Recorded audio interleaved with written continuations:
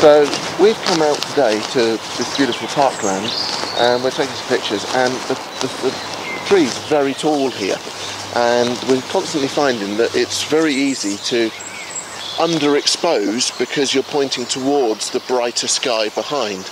And so I want to show you how you can use HDR today, because HDR is a great in-camera feature. Now, on a lot of other cameras, and if you read in the photo magazines, you see HDR and it requires special software, and it requires you to use the camera on a tripod or with a shutter release. It's very complicated.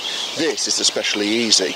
Okay, and for those of us who are amateurs with photography, HDR is what? HDR stands for high dynamic range, and high dynamic range means that you're going to end up with a final picture that contains more information in the shadows, more information in the highlights.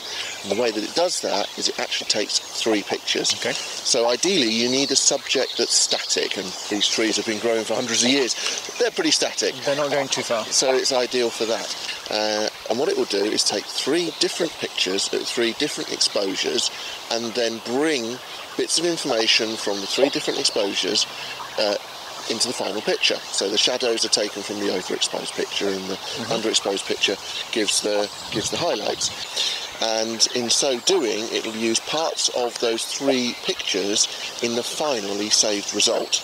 Okay, let's give it a go. So Paul here is using Next 5, and HDR setting is in the image brightness and colour settings. I've got the Alpha 55, and you'll find it on the function button, along with D-Range Optimizer, which is going to be another one of our videos a bit later.